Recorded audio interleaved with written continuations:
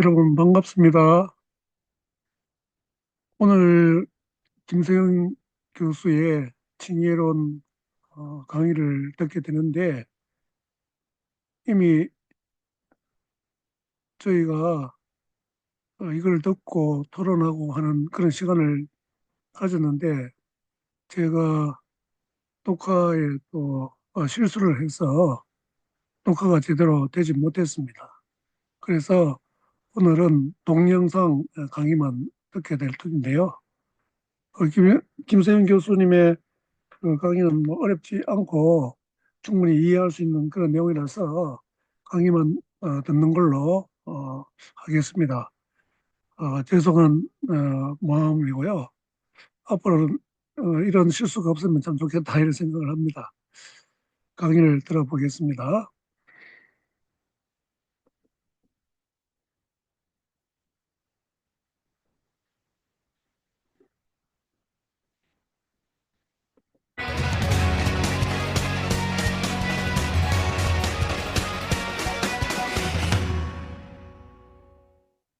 믿음이 뭐예요?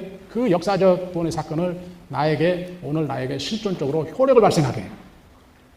효력을 발생하게 해요. 그래서 이 믿음이, 믿음으로 우리가 구원을 얻는다 그러는 거예요. 믿음의 가장 근본 의미는, 본질은 선포된 복음을 받아들임. 그래서 이렇게 믿는 사람은 어찌해야 돼? 이 복음을 받아들인 사람은 예수가 주이시다 하고 입으로 선포를 해야 돼. 고백을 해야 돼, 고백을. 어디 써졌어요? 유명한 로마서 10장 9절.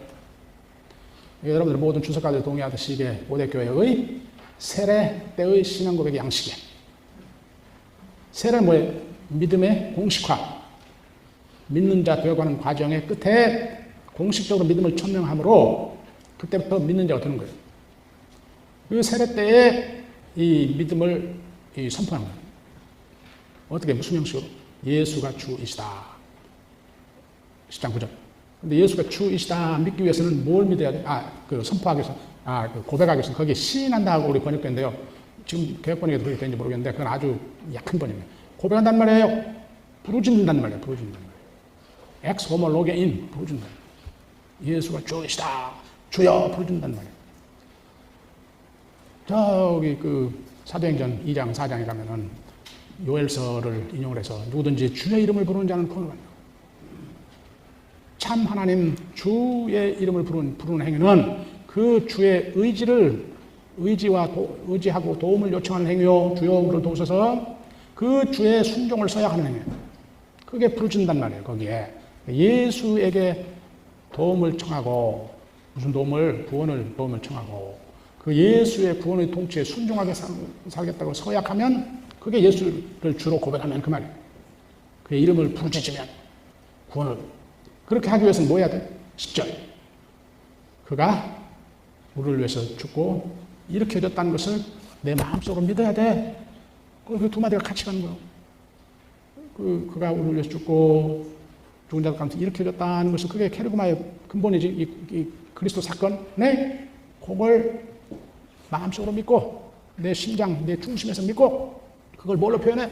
그러니까 이제 예수가 주이시다 고백한다는 말. 그 고백으로 뭐 하는 거예요, 우리가?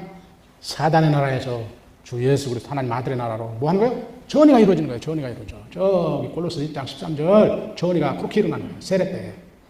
세례 때는 무슨? 믿음의 공식적인 고백 때. 그러니까 예수가 주이시다 하는 고백으로 이제까지 사단을 섬기며 지었던 죄에 대해서는 용서를 받고 씻음을 받고, 이제 어떻게? 예수의 주권 아래로 넘어갔으니, 예수의 주권이 뭔데? 하나님의 나라. 아니요, 하나님 나라.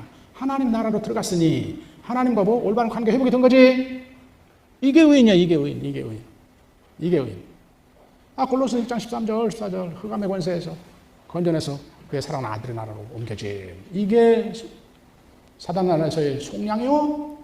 거기에 순종을, 사단의 종로로 다면서 죄 짓고 죄의 대가 받는 삶을 했던 것에 대한 죄 용서 받으리라.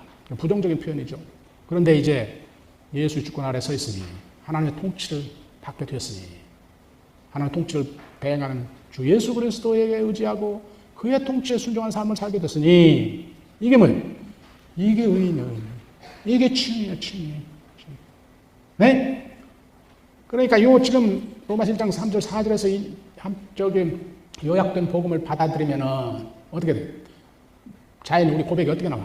예수가 주이시다 고백한다고 바울이 구해놨잖아. 하나님 주권을 대행하는 분 곧 우리 주 예수 그리스도이시다. 그러니까 로마서 1장 3절 4절 복음을 받아들이면 어떤 사람은 받아들이는 사람 어때요? 믿음으로 받아들이는 사람은 뭘로 이제 고백을 해? 입으로 소리 외치면서 예수가 주이시다 고백하고 부르짖고 그의 이름에 부르며 그의 도움을 청하고 그의 순종을 써야 한다 이 말이에요. 그런 사람이 뭐라? 의인. 구원을 받는 사단 나라에서 속량돼야 하나님 나라로 전이 되는 거예요. 네? 자, 이 복음을 받아들여 예수가 주이시다고 고백하면 사단 나라에서 하나님 아들 하나님 나라로 이전되어 구원을 얻음.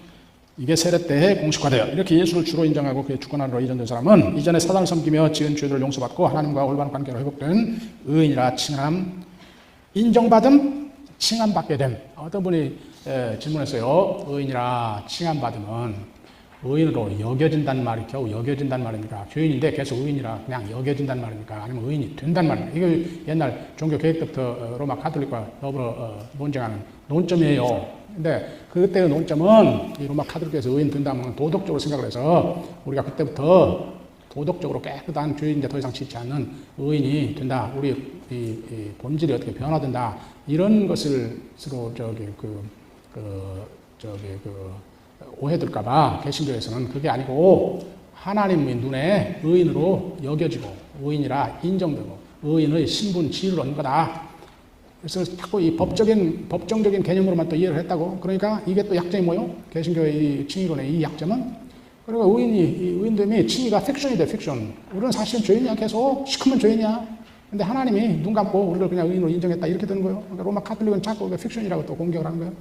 근데 이게 법정적 개념으로 이해를 해야 되지만 법정 개념으로 이해하면 그 픽션이 되어버려요. 우리 시커먼 죄인인데 하나님이 다 용서해주고 그냥 의인으로 인정했다 이렇게만 되면은. 근데 함께 관계론적 개념으로 함께 이해해야 된다고 옳게 알게 되면은 우리가 하나님과 올바른 관계에 서 있다. 그래서 하나님께 의지하고 순종하는 그 삶을 사는 사람들이에요. 그러니까 의인이야. 의인됨이야. 그러니까 의인으로 여겨지는 게 아니고 그냥 이름만 그렇게 부르는 게 아니고 실제 의인 아닌데 이름만 그렇게 부르는 게 아니고 실제로 의인이에요. 하나님과 올바른 관계에 서 있는 사람. 의인이란 말 그 말이에요. 그러니까 실패도 하죠. 사단의 시험으로. 그러나 근본적으로 주 예수 그리스도 이름을 부르는 자들. 하나님께 의지하고 순종하려고 하는 사람들, 이제 성령으로 주 예수 그리스도가 계속 도와서 우리를 그렇게 하게 살게 해요. 그런 사람이 의인이에요.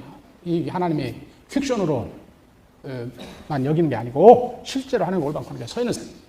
자, 그렇게 이해를 해서 그 옛날 법정적 개념으로만 의인됨을 이해했을 때 생겼던 2세기, 3세기 동안 가톨릭과 개신교가 논쟁했던 문제가 해소되는 거예요. 해소되는 거예요. 자, 그래서 하나님의 대권을 대행하는 주 예수의 보호와 인도 힘주심을 받아 살게 되고 주의 심판에서 그 주 하나님의 아들의 중보를 통해 의인됨의 복, 곧 구원의 완성을 얻게 된다. 자, 복음은 이와 같이 다음 26페이지 복음은 이와 같이 예수 그리스도 사건을 하나님께서 그를 보내시고 그의 삶과 죽음을 통하여 이룬 구원의 사역을 해석하면서 선포하는 것이다. 그러게 이 복음에는 즉 이 복음이 선포되면 하나님의 의가 계시된다. 로마서 1장 17절 복음이 이렇게 선포될 때 그것을 믿는 받아들이는 자들은 하나님이 자신의 피조물들인 우리의 타락을 탓하며 저버리시지 않고 우리들을 돌보시어 우리의 구원을 이루셨구나. 하나님 나라의 과거 돌보시고 계시어 사단의 죄와 죽음의 권세로부터 보호하시고 그것을 이길 수 있는 힘을 주시는구나. 하나님 구원의 통치의 현재 그리고 끝까지 돌보시어 우리를 사단의 죄와 죽음의 통치에서 구원하실 것이구나. 하나님의 구원의 통치의 미래적 완성. 이렇게 창조주로서 자신의 피조물들에게 신실하시구나 깨닫게 된다. 우리는 피조물로서 우리의 창조주신 하나님께 마땅히 해야 할 의무, 우리의 주님을 인정하고 감사하고 예배에 순종을 다하지 못했는데 그리하여 불의한데 하나님께서는 그럼에도 불구하고 창조주로서 우리에 대한 자신적 의무를 다 하셨구나. 다 하시고 계시는구나. 다 하실 것이구나. 한마디로 하나님은 의롭구나를 깨닫게 된다. 이것이 복음에는 하나님의 의가 계시된다. 누구에게 계시되? 믿는 자에게 계시된다. 믿는 자만 그걸 볼 수가 있어. 로마서 1장 17절의 말씀의 기본 의미입니다. 그 복음을 믿는 받아들인 자들은 그리하여 하나님과 올바른 관계로 회복된다. 즉 죄를 용서받고 의인의 지위를 얻게 된다. 의인의 지위 얻는단 말이 픽션이 아니고 뭐예요? 실제로 하나님과 올바른 관계에 서 있는 사람, 그 관계에 들어간 사람, 하나님 서 있는 사람. 이것이 복음에는 하나님의 의가 계시된다는 로마서 1장 17절 말씀의 파생적 의미이다. 복음에는 이와 같이 우리 죄를 용서하시고 자신과의 올바른 관계로 회복시키는 하나님의 의, 하나님 노릇해 주실 계시되므로 그것을 믿는 받아들인 자들에게 구원을 가져다 주는 하나님의 능력이다. 이와 같이 우리의 죄를 용서하고 하나님과 올바른 관계 회복시키는 것이 우리 인간이 가진 일은 무엇이 아니라 오로지 그리스도의 예수를 통해 하신 하나님의 우리에 대한 하나님 노릇해 주심, 곧 하나님의 의에 의한 것이므로, 즉 하나님 우리에 대한 신실하심에 의한 것이므로 모든 믿는 자들에게 어떤 인간적 구분 없이 공이 주어지는 것이다. 이것이 로마서 1장 16절 말씀의 의미이다. 거기다 한 문장 쓰세요. 거기다 종합적으로. 이와 같이 칭의의 복음은, 그러니까 로마서 1장 3절 4절의 복음 정의와 로마서 1장 16절 17절의 복음의 정의, 하나는 하나님 나라, 하나님 아들의 나라의 기독론적으로, 신론적으로, 기독론적으로 정의된 복음과 16절 17절 구원론적으로, 칭의론적으로 정의된 복음이 하나의 복음임을 지금 설명했죠. 에? 그러니까 칭의의 복음은 1장 16절 17절 칭의의 복음은 1장 3절 4절에 말하는 하나님 또는 하나님 나라, 하나님의 아들 나라의 복음의 구원론적 표현이다. 이 결론적 문장 하나 쓰세요. 여기다가 지금 내가 여러분들이 나눠준 그 부연 설명 여기 별 밑에다 이렇게 쓰세요. 지금 그게 어제 한 3강의 내용이었으니까, 칭의의 복음은 하나님 또는 하나님 아들의 나라의 복음의 여기까지가 따옴표의 구원론적 표현이다. 이 말은 무슨 말이에요? 또 쓰세요, 여기다가. 그러니까 바울의 칭의의 복음은 하나님 아들의 나라의 관점에서 이해를 해야 된다. 이렇게 쓰세요. 그래야 제대로 칭의의 복음이 이해되는 거다. 이렇게 쓰셨습니까? 그리고는 여러분들이 가지고 있는 강의 노트 책을 보세요. 강의 노트 48페이지. 이 복음하면 우리는 예수의 죽음과 부활, 그 하나님 나라의 과거에만 우리가 집중을 하는데, 여기 1장 3절 4절에서 보는 바와 같이 지금 하나님 우편에서 이 하나님의 구원의 통치를 대행하는 하나님 나라의 현재 또 포함하지. 그래서 그걸 좀 부연한 것이 그 큰 글자 E, 영문 글자 E, 하나님 아들 주 예수 그리스도의 현재적 통치, 성령을 통하여 우리로 하여금 하나님의 의로운 백성으로 살도록 하심. 요걸 거기다 쭉 부연 설명한 거예요. 1장 4절에 함축된 하나님 아들의 현재적 통치. 이 고린도전서 15장 24절 28절에 길게 설명된 하나님 아들의 현재적 통치를 거기에 쭉 설명한 거예요. 그 현재 통치가 어떻게 나타난다고요? 삼위일체적으로 나타난다고요. 삼위일체적으로. 그래서 이 데살로니가전서 3장 4절. 하나님의 뜻을 그의 아들이 집행을 해요. 무엇의 힘으로? 하나님의 영, 그리고 자신의 영, 성령의 힘으로. 삼위일체. 그 다음에 저기 52페이지 가세요. 지금까지가 하나님 아들의 나라의 현재. 이제 하나님의 아들 주 예수 그리스도의 중보로 완성되는 칭의, 하나님 또는 하나님 아들의 나라의 미래 주 심판 때에 이 하나님 나라가 완성이 되고 우리 구원이 칭의가 완성이 돼. 어떻게? 하나님 아들의 그의 백성을 위한 중보로, 그리고 사단의 세력을 완전히 박멸시킴으로. 이렇게 읽어야 된다. 그런데 여기 삼일체적 은혜에 의한 칭의, 하나님의 구원의 통치에 의한 구원의 복음의 사회적, 선교적 함축음이 어제 살폈죠. G. 그것이 결국 무엇을 낳았다고요? 이런 복음이, 하나님 나라의 복음, 칭의의 복음이 결국 무엇을 낳았다고요? 기독교 문명을 낳았다.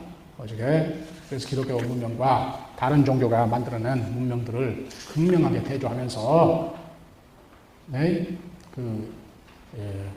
이 복음의 진리대, 과연 이 복음이 우리의 인간을 해방시키고 인권을 증진시키고 자유와 정의를 확대하고 화평을 증진하는 종말에 얻을 구원의 완성, 하나님 나라의 구원의 완성을 현재 벌써 이 인권의 증진으로, 자유의 확대로, 정의의 확대로, 화평의 확대로 현재 벌써 이 거두게 누리게 하는 거예요. 구원은 그러니까 종말을 받는 게 아니라 지금 현재 우리를 고난으로부터의 해방의 모습, 그것이 제한되어 있고 항상 악과 고난과 뒤섞여 나오고 변증법적인 현실로 나타나지만 그래도 우리가 이 복음에 의해서 이루어진 기독교 문명으로 얻는 인권의 확대, 자유, 정의, 화평, 그리고 이제는 온 우주적 이 생태계의 건강까지 다 포함해서 이 생태계의 건강 누가 지금 관심 갖고 돌보려고 그래요? 기독교 문명에서 기독교 문명에서 그래서 무슨 자연주의적인 경향을 가진 힌두교에서 그걸 합니까? 디어이즘의 근본 신론을 가진 알라 무슬림이 그런 걸 합니까? 우리 이 창조주 하나님의 통치와 그 창조주와의 올바른 관계가 회복된 것을 복음의 내용을 하는 우리 기독교 문명에서 생태계에 대한 이 건강과 그 회복 또 관심 갖게 되는 거지. 이렇게 종말에 완성될 하나님 나라 구원을 천년매의 모습으로나마 지금 현재 우리가 누리게 된 거예요. 이 복음에. 복음은 그러니까 모든 믿는 자들에게 주시는 하나님의 구원의 힘이라. 어떤 분이 질문했어요. 종말에 그러면은 완성된 칭의 완성된 구원이 어떤 겁니까? 어떤 거라고 했죠 내가? 하나님의 온전함에 들어감. 하나님의 온전함에 들어감. 하나님의 충만한 생명을 얻음. 그게 어떻게인가라고 좀 그려달라고요? 예수님께서 어떻게 그렸다고요? 두 가지 그림들로 그렸다고요? 하나는 상속, 하나는 잔치, 하나는 충만의 잔치. 그 이상 더 어떻게 그릴 수 없어요? 부정적으로 하면 우리의 결핍으로부터 해방. 네. 우리의 모든 결핍, 시간적인 결핍, 지혜의 결핍, 능력의 결핍, 사랑의 결핍, 이런 것들로부터 고난들이 오는 거 아닙니까? 그것이 종합이 죽음이고, 그런 것들로부터 해방. 긍정적으로 하면 하나님의 충만에 참여함. 그게 뭐예요? 하나님의 영광이 이른단 말이에요. 그 말이. 하나님의 충만한 삶을 얻는, 충만한 삶이 뭐라고요? 저기 신구약, 신약의 언어로. 그게 영생이라고, 영생. 영생을 얻음. 영생이 뭐예요? 하나님의 충만한 삶을 얻음. 결핍이 없음. 결핍에 의해서 이루어지는 고난이 없음. 그걸 더 어떻게 그릴 수가 없어요. 이 결핍의 세상의 현실로 이 충만한 신적 생명을 그려낼 수가 없는 거지. 신학적인 언어로. 그게 우리 칭의의 완성, 구원의 완성, 하나님 나라 생명, 영생을 얻음. 그러니까 우리가 뭐 같이 된 거예요? 하나님 신적 생명을 얻으니 뭐 같이 돼요? 하나님 같이 돼. 하나님 같이 돼. 그걸 하나님 영광을 얻는다도 하고도 말하고, 하나님의 형상을 회복한다고도 하고, 하나님 형상을 회복한다, 하나님 같이 된다 그 말이야. 근데 그게 아담식으로 자기 주장에서 얻는다는 것이 아니고, 그렇게 하면 죄로 도리어 비인간화 되지. 하나님 노릇해 주심에 덕 입을 때, 그게 역설적인 진리지. 우리가 하나님의 충만을 얻어 그의 충만한 생명, 신적 생명을 얻어 그의 영광의 이름, 그의 하나님 같이 됨, 하나님 영상을 얻음. 이런 걸 뭐라 그래요? 아포테오시스라고. 하나님 같이 됨. 하나님 같이 됨. 가끔 아포란 말을 빼버리고 테오시스. 저 로마서 8장 29절 어떤 분이 질문하실 때 우리를 하나님께서 예정하시고 부르시고 의인이라 칭하시고 결국 그의 영광을 얻게 하신다. 그의 하나님 형상이신 하나님 아들과 같은 형상 되게 한다. 하나님 같이 된다 그 말이에요. theosis, apotheosis. 하나님 충만한 생명을 얻는다 말이에요. 영성은. 그게 이 구원의 완성이에요. 신의 완성, 의인됨의 완성. 자, 그럼 제4강 은혜로 믿음으로 받는 이 칭의와 은혜로 믿음으로 받는 칭의와 행위대로의 심판. 어제 데살로니가 전서 3장에 아주 집약에서 나와서 이 진리를 보이기가 쉬워서 내가 거기를 예를 들어서 보여줬는데, 이 칭의 또는 구원의 거기는 성화라고 말로 나와요.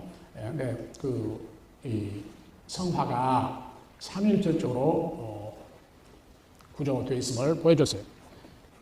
그래서 그걸 다시 한번 요약하면, 하나님 아버지는 그의 아들을 보내시어 우리를 위한 구원을 이루게 하시고 자신의 우편에 높여 자신의 영의 힘으로 우리의 구원을 계속 이루어가게 하시며 우리에게 성령을 주시어 하나님 뜻을 헤아리고 순종하게 한다.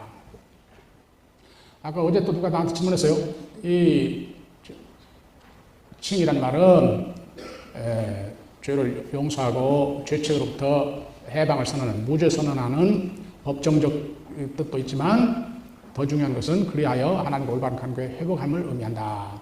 그래서 하나님의 통치를 받는 걸 의미한다. 그러니까 그 하나님과 올바른 관계에 서 있음이 거기에 부조적으로 요청된 것이다. 그랬더니 서 있음을 어떻게 하느냐 그렇게 누가 질문했어요. 어떻게 서 있어요? 하나님 의지하고 순종하는 삶을 하는 것이, 하나님 통치를 받는 삶을 하는 것이. 어제 이미 제가 여기 힌트를 했는데 다음 강에서 더 자세히 하나님 통치를 받는단 말이고 하나님의 법, 그리스도의 법을 지키는 삶을 하는 것이. 이게 뭐라고요? 이중 삼계명을 지키는 삶. 우리 실존의 가치 판단과 이 윤리적 선택의 순간순간마다 하나님을 사랑하는 이 길을 가는 것이 하나님을 사랑하는 길이냐 아니면 사단을 섬기는 길이냐 헤아려. 그때 하나님을 사랑하는 길, 하나님께 영광 돌리는 길을 가야겠다. 이렇게 하는 것이 내 이기심 발로이고 이웃을 해치는 거냐 아니면 이렇게 하는 것이 이웃에게 유익을 끼치는 이웃사랑의 길이냐, 이걸 헤아리면서 내가 손해를 보더라도 이웃을 사랑하는 삶을 하겠다. 이렇게 주 예수 그리스도가 우리에게 명령을 해요. 실수각각으로. 뭘 통해서? 그의 영을 통해서 우리에게 가르쳐 줘. 이 길은 마몬 우상숭배의 길이고 하나님 뜻에 거역하는 길이야. 이 사람아, 돈 많이 벌기 위해서 이웃을 자꾸 착취하려고 그러고 속임수 쓰고 사기치고 탈세하고 그런 것은 이웃 해치는 삶이야. 그게 사단이 지금 너게 사단의 통치받는 거야. 그렇게 하면 그러지 말고 어쩌라? 하나님 아빠 노릇 좀 믿고 하나님께 순종하고 이웃에게 좀 덕이 드는 삶을 하려고, 좀 나누고 보살피고 좀 베풀고 그런 삶을 하라. 누가 요구해요? 주 예수 그리스도 하나님 아들이. 누구를 통해서 우리에게 그걸 가르쳐줘? 성령을 통해서. 그런데 나는 그 갈림길에서 자꾸 이쪽 사단이 가르친 것이 내게 이익이 되고 내게 유익이 될 것 같아. 그런데 어떻게 성령이 그걸 거스리고 이걸 손해보고 죽음의 길 같은 하나님 성경 이웃사랑하는 길을 택할 수 있는 힘을 주셔. 그러니까 성령이 뭐예요? 우리에게 하나님의 통치, 하나님의 뜻을 헤아릴 수 있는 지혜도 주시고 그것에 순종할 수 있는 힘도 주시고, 그 하나님의 통치를 대행하는 분이 그리스도요. 그리스도의 통치를 우리에게 가르쳐주고 순종할 수 있게 힘주시는 분이 성령이에요. 그러니까 이게 삼일천주라는 거예요. 그렇게 늘 이 성령의 인도함을 받아서, 힘주심을 받아서 그리스도의 통치를 준행하면서 살려고 하는 것이 하나님 올바른 관계에 하나님 나라에서 서 있으면, 그게 서 있으면, 그게 서 있으면. 자, 성자 예수 그리스도는 자신의 대속의제사로 자신의 바침을 통하여 우리의 구원을 이루고 현재 하나님의 구원의 통치를 대행하시면서 우리들을 보호 인도하시며 온 세상에 하나님 통치를 실현해 가시며 최후 심판 때 우리들을 변호하시어 우리가 구원의 칭의 완성에 이르게 하신다. 성령은 하나님 아버지와 아들의 영으로서 우리들 안에 내주하시면 하나님 주 예수 그리스도의 은혜의 통치를 헤아리게 우리를 깨우쳐 주시고, 내가 방금 설명했죠. 이 사단의 나라, 이건 사단의 나라, 사단의 통치 쫓는 거다. 그거 가지 말아라. 하나님이 원하는 거 이거다. 우리에게 헤아려 깨우쳐 주시고 그 통치에 순종하도록 인도하시고 순종할 수 있는 힘도 주신다. 그래야 우리들이 의의 열매를 맺어 날로 의롭고 거룩한 하나님께 날로 더 합당하게 사는 사람들이 되게 하신다. 의인으로서 서 있어. 그래서 의인으로서 살아. 그것이 열매가 뭐예요? 그게 의의 열매야. 빌립보서 1장 11절 의의 열매. 근데 그게 의의 열매를 누가 맺게 해줘요? 성령의 깨우쳐 주심과 인도하심을 힘주심을 해서 맺는 거지. 그러니까 그게 뭐예요? 무슨 열매? 그게 성령 열매예요. 성령. 저기 갈라디아서 5장에서 성령 열매. 빌립보서 1장 11절에서 의의 열매라고. 네? 그러니까 하나님의 통치에 순종해서 살면서 얻는 열매가 의예요. 하나님의 통치 아래 하나님 올바른 관계에 서 있음이 의인이지, 그 삶을 함으로써 얻는 열매가 의예요. 어떤 분이 또 질문했어요. 바울의 이 의의 열매와 또는 의인됨과 저기 산상수훈 마태복음 6장 몇 절이요? 24절입니까? 하나님 그의 나라와 그의 의를 구하라 한 말에 그 의와 같은 말입니다. 같은 말이지. 이 마태복음과요 바울 신학과는 정반대인 것 같아. 마태복음 굉장히 율법을 강조하는 것 같고 바울 신학은 것 같지 않고, 마태복음 10장 같은 데 보면 또는 15장 같은 데 보면 이방인은 가지 말고 사마리아인은 가지 말고 누구만 이스라엘 어린 양 잃어버린 양집에만 가라. 제자들 보내는 것 같고 말이요. 그래서 바울의 이스라엘만 선교하는 게 온 이방 선교한다. 바울의 소위 보편주의, 유니버설과 정반대들은 굉장히 이스라엘 특수주의 같고 겉으로 보면 그래. 근데 놀랍게 마태와 바울의 일치들이 많아. 마태도 결국 여러분들 늘 암송하는 28장 끝에 18절, 20절에서 온 세상 모든 백성들 그렇게 복음 선포해야 돼. 근데 마태와 바울만 같이 쓰는 언어 하나가 의의 개념이에요. 의의 개념.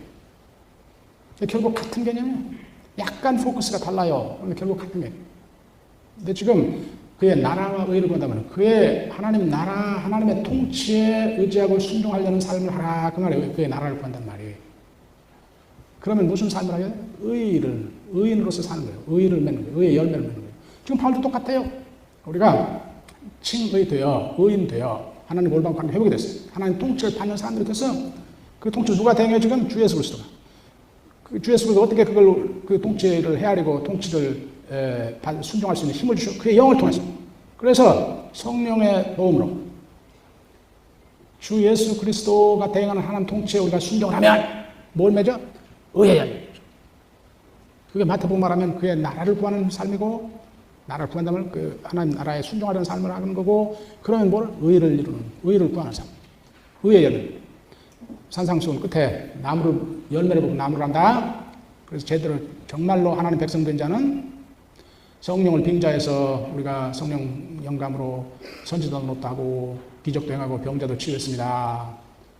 그러나 실제로 의의 열매는 하나도 없을 때에는 뭘 한다고요? 내가 너희들 도무지 모른다고 한다. 결국 어떤 나무가 진정한 하나님의 백성으로 인정된다고? 선한 열매를 맺는 나무. 선한 열매. 거짓 선지, 그렇지 않은 자들은 성령 빙자하지만 거짓 선지자라고 인정 안 한다는 거야. 갈라디아서 5장 21절 20 이하의 성령의 열매들 한번 가만히 보세요. 그게 뭐예요 다? 하나님과 올바른 관계에서 나오는 것들. 믿음이요, 소망이요. 예?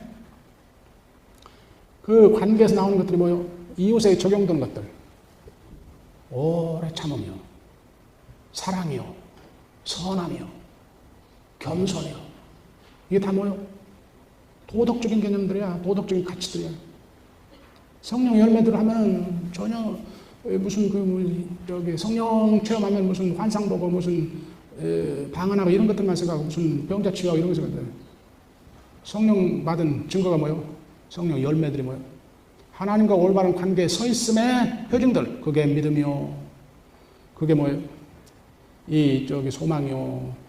그렇게 해서 하는 게 신실성이요. 하나님께 신실하고 이웃에 신실하고. 우리말 번역 잘못됐어요. 충성이라고 번역했는데 잘못된 말이에요. 그러니까 맨날 교회에 충성만 하라고 하는데 그때 신실성이요. faithfulness. 하나님께 신실하고 이웃에게 신실하고. 신실성. 네? 오래 참. 겸손, 양선, 선함. 선하게 대하는 거예요. 모든 사람에게. 네. 거의 다 이 하나님과 올바른 관계의 표징들이요. 이웃에게 베푸는 도덕적 의의 개념들이에요. 이게 다 성령의 의의 열매들. 네, 그게 의의 열매들 뭐라고? 바로 성령의 힘에 의해서만 이루어지니까 그걸 성령의 열매들. 이래하여 구원, 칭의 또는 성화는 오직 하나님의 은혜로만 주어지는 것이며 우리는 믿음으로만 얻는 것이다. 이 삼일체적으로 하나님의 뜻이요, 그의 아들 주 예수 그리스도가 집행하고 그의 영이 도와서 이루는 것이니까 은혜로만이지. 그리고 우리는 믿음으로만 얻는 것이다. 우리의 믿음과 순종도 삼일체적 은혜의 선물이다. 그러기에 그들은 신적인 구원, 참 구원을 가져온 것이다. 구원이 알파부터 오메가까지 다 하나님의 은혜의 것이니까.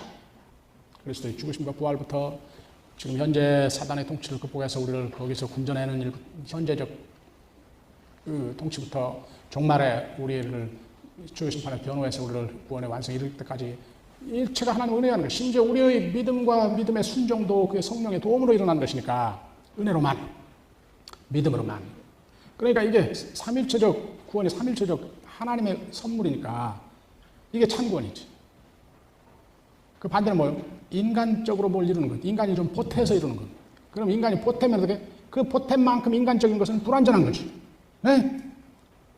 보탠 만큼, 인간이 보탠 만큼은 불안해. 그러니까 하나님의 은혜가, 그러니까 신인 공동 구원론이 문제가 그거예요. 하나님의 은혜가 90%고 인간이 10% 거기 함께 컨트리뷰션 한다, 보조한다고 믿으면 그 10%만 인간이 하는 것은 항상 부족하잖아.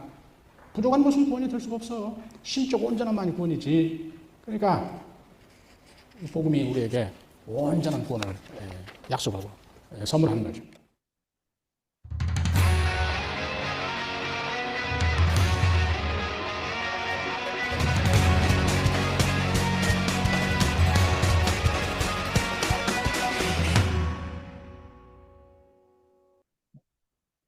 유상이 임하게 하라. 내 삶에도 임하게 하소서. 그 말은 내가 통치를 밖에 서야게 해요. 그러니까 어쩌다 더 이상 내가 사단의 악한 자의 시험에 굴러 떨어지지 않게 하소서.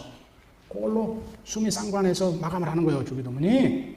그러니까 맨날 죽이려는 자세로 살아야 돼. 오늘 이 윤리적 선택의 순간에 이 길이 내가 사단의 시험에 굴러 떨어진 건가? 아니면 정말로 하나님의 통치를 순종하는 삶인가? 하나님 통치. 그걸 어떻게 해야 돼요? 사랑의 이중계명을 비추어서. 이게 하나님 사랑인가? 이것이 이웃 사랑인가? 이렇게 해야 해서. 자, 그러한 일반적인 요구. 그렇게 해서 의의 열매를 맺죠. 그리스도의 법을 지킴으로 의의 열매를 맺는단 말이에요. 그런데 각 개인들에게, 바울의 이제 이게 독특한 사상인데, 가르치는데, 이 각 개인에게 하나님께서 개별화된 양태의 순종을 요구해요. 그 순종을 할 수 있는 개별화된 은혜의 힘을 줘. 그것을 우리는 은사라고 그래요. 은혜의 힘. 은혜가 그 하나님의 뜻을 행할 수 있는 구체적인 힘으로 나타날 때 그걸 은사라고 그래요. 카리스가 은혜가 카리스지. 이 은사는 카리스마, 이 마가 붙으면은 추상명사 이런 마가 붙으면 구체가 돼. 부상명사가 돼. 은혜의 힘, 그 말이에요. 은혜의 힘. 은혜가 구체적으로 힘으로 나타나. 이 하나님의 통치를 순종할 수 있는 힘으로. 그래서 바울은 이 은혜란 말을 두 가지로 써요. 하나는 이 구원의 은혜, 구원을 말할 때 은혜. 우리가 은혜로 구원을 받는다 할 때. 또 어느 때 은혜란 말을 쓰냐면 자기 사도직을 은혜라고 해요. 우리 그 성경에 내게 주신 은혜란 말이 바울 서신에 여러 번 나오지. 왜 자기 사도직을 두고 하는 소리야? 그러니까 구원의 은혜는 사도직의 은혜로 나타나. 이 사람에게는. 그러니까 구원의 선물은 은혜 선물은 사도직의 사명으로 나타나. 그러니까 은혜 속에 구원의 선물성만 있는 게 아니고 소명의 사명. 이게 포함돼요. 이게 뭘까? 어제 이야기한 개세만에 은혜에는 누가 함께 온다고? 선물에는 그 주시는 그러니까 주권자로 함께 와. 그래서 그 주권자가 함께 자기에 대한 순종을 요구하는 그 요구 함께 와요. 항상 은혜가. 그래, 은혜의 선물성과 그것이 내포하는 이 사명 뗄 수가 없어 이게. 그런데 바울에게는 사도직으로 나타났지. 이 은혜가, 하나님 구원 은혜가.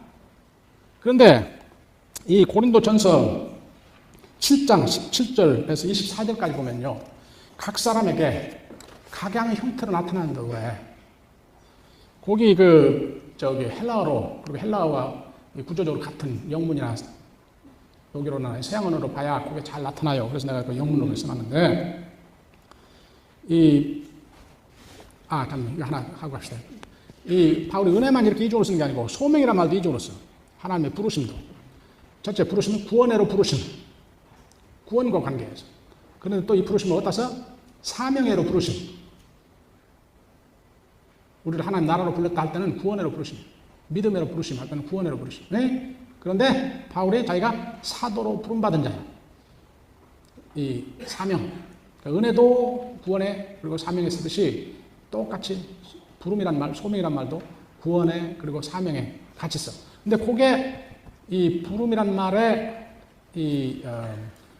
구원과 이 사명이 한꺼번에 나오는 게 고린도전서 7장 10절 24절이에요. 각 사람이 그가 부름 받았을 때의 그 부름에 서 있으라.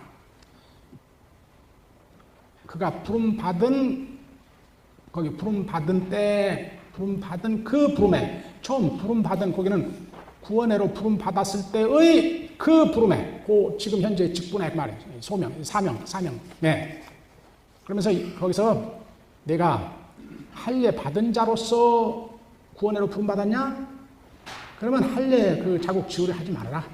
그러니까 유대인으로서 믿음과 구원회로 부름 받았냐? 그러면 그 유대인 자국, 할례 자국 지우려. 네가 이방인으로서 무할례자로서 부름 받았냐? 그럼 무할례 그 할례 받으려고 하지 마라. 병행하지 마라. 네가 노예의 상태일 때에 구원으로 부름 받았냐? 그 변경하려고 하지 마라. 네가 자유인의 상태에 있을 때 부름 받았냐? 그 변경하지 마라. 그래서 지금 현재의 그 삶의 자리가, 그러니까 하나님의 구원으로 임함, 구원으로 부름이 임한 그 자리가 너에게 동시에 그 자리에서의 직분을 활용해서 하나님을 섬기고 예수 섬기라는 사명이 주어진 거예요. 그러니까 그 현재의 자리를 하나님의 소명으로 봐라. 사명의 뜻의 소명으로 봐라. 그 말이에요. 그런데 바울이 하나 예를 둬요. 그런데 노예일 경우 자유를 얻을 수 있거든. 그때는 그 기회를 활용하라 그래. 그게 반대로 해석하는 어떤 학자들은 반대로 해석을 하는데 그건 나는 옳지 않다고 봐. 그건 그렇게 바울이 일부러 노예만은 과로하고 예를 둬요. 그러나 근본적으로는 크게 변경시키지 말라. 네가 결혼하지 않은 상태에서 부름받으냐 그 변경시켜 그 자리에 머물러 있으라. 근데 바울이 그렇게 그러니까 윤리적으로 굉장히 보수적이죠. 한마디로 지금의 자기의 신분을 바꾸려고 하지 말고 그 자리를 도리어 하나님의 부름이 임한 소명으로 생각하고 거기서 하나님을 섬기고 이웃을 섬기는 삶을 하려고 하라. 그런데 바울의 전제가 뭐냐면 임박한 종말론이에요. 뭐라 그래요? 이 세상은 급속히 끝나간다. 세상의 끝이 너에게 이미 임했다. 그리고 이 세상의 형태가 지금 사라져간다. 바울의 이 임박한 종말론의 전제야. 그러니까 그 사이에 뭐 이렇게 스테이터스 변경하려고 애를 쓰지 말라 그 말이에요. 그런데 오늘 우리 상황에서는 그 말을 그러니까 바울의 정신을 뻔따라야지 그걸 또 문자로 율법에 하면 안 돼요. 왜냐하면 바울도 예수님을 같이 그렇게 율법을 하지 않았어. 그러니까 오늘 같이 임박한 종말론을 이제 더 이상 그렇게 생각하지 않은 사람들 속에서는 그 말의 정신만 살려야지 문자적으로 살리려고 하면 안 돼. 근데 하여간 여기서 나는 그 바울의 그 위대한 소명 사상이 나온다는데 루터가 처음 발견하기 시작했고 칼빈이 더 다듬은 종교 개혁가들의 이 소명 사상. 우리의 이 직업, 우리의 그러니까 종사하는 일, 그걸 하나님의 소명으로 생각하라 말이야. 그 자리에 있을 때 우리가 이 하나님으로부터 믿음과 구원의 믿음으로 소명을 받았으면 그 일을 통해서 하나님께 영광 돌리고 이웃에게 덕을 끼치는 삶을 하려고 하는 그런 삶을 하라. 이게 바울의 소명사상이에요. 그런데 그걸 위해서 하나님께서 그 직책을 잘 감당할 수 있는 은사를 주셔. 그 구원의 은혜가 그 직책을 잘 감당할 수 있는 힘으로 나타나. 그게 은사야. 이게 오늘날 이해하기가 힘든 게요. 옛날에는 직업이 몇 가지 안 돼서 간단했어요. 몇 가지 안 돼서. 그걸 대대로 이어받아. 가문 이어받아. 그래서 가문을 이어받으니까 자연히 가문은 목수를 잘해, 그 집 아들들은. 가죽 다루는 가문 났으면 네, 건축 또는 무슨 조각하는 가문 났으면 그걸 잘해요. 대대로 이어받아서. 그러니까 그런 간단한 중세까지만 해도 이 직업 몇 가지 안 됐어. 그러니까 그 직업을 그 하나님의 소명으로 생각하고 그 직업을 잘 할 수 있도록, 직책을 잘 할 수 있도록 주신 너의 특별한 지혜와 기술, 그것을 하나님의 구원 은혜가 너에게 하나님 섬기고 이웃 섬기는 힘으로 은사로 나타난 걸 생각하고 그 기술과 지혜를 잘 이용을 해서 하나님 섬기고 이웃 사랑하라 그 말. 그래서 너의 이 직업의 장을 이웃에게 하나님 은혜의 전달자 노릇하는 장으로 봐라. 제사장 만인이 제사장 노릇하라. 이웃에게 제사장 노릇하라. 그렇게 해서 종교개혁의 만인 제사장론과 또 연결이 되죠. 이렇게 소명사상이. 오늘날은 이 직업이라는 것이 굉장히 많이 분화됐으려니와 네.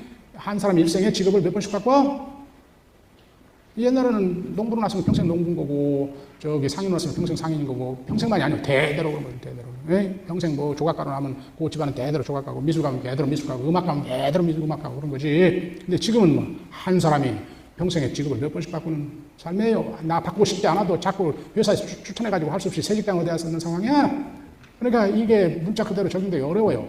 정신만 살려야지. 그러니까 내가 지금 어느 직장에 있든 나의 그 지식과 훈련을 잘 사용할 수 있는 그런 직장이면은 그 직장을 뭐를 생각해야 돼? 지금 현재 하나님께서 나에게 거기서 이웃에게 덕을 끼치고 하나님께 영광 돌리는 삶을 하라는 장으로, 하나님께서 부른 장으로 생각하라 이 말이야. 이 직업을 단순히 내 빵 얻기 위한, 밥 얻기 위한 장으로만 생각 말고, 그러면 어떻게 돼? 직업 자체가 비하되고 우리의 삶 자체가 겨우 빵의 노예가 되는 비하되는 거예요. 그렇지 않다. 이 직업이 하나님이 너를 부르신 장이고, 그곳에서 뭐하라? 하나님 생각 이웃 사랑하라. 이 신학적 의미가 있는 거예요. 직업이. 이 직업을 잘 하도록 너에게 이 교육을 주었고, 이 훈련을 주었고, 이 재능을 줬어. 그러니까 그걸 잘 활용해서 하나님 생각 이웃 사랑하는 장으로 생각하라. 그런데 그놈 회사가 어떻게 망해가지고 할 수 없이 또 다른 데로 직장 갔어? 전혀 다른 직종을 갔어요? 그럼 거기도 또 그렇게 생각하고, 거기도 그렇게 생각하고. 현대의 삶에서는 그렇게 할 수밖에 없어. 대대로 이어갈 수도 없는 거고, 한 사람이 한 직장에 오래 있는 것도 아니고, 그건 항상 그 원칙으로 생각하라 이 말이에요. 알겠습니까? 그렇게 해서 만인에게 뭐 하는 거예요? 하나님 은혜의 전달자로 하는 거예요. 덕을 끼치는 삶을 하는 거예요. 만인에게 제사장으로 하는 거예요. 하나님 은혜의 전달자. 하나님의 복의 전달자. 서로 섬김. 만인. 그래서 그렇게 하면은 내가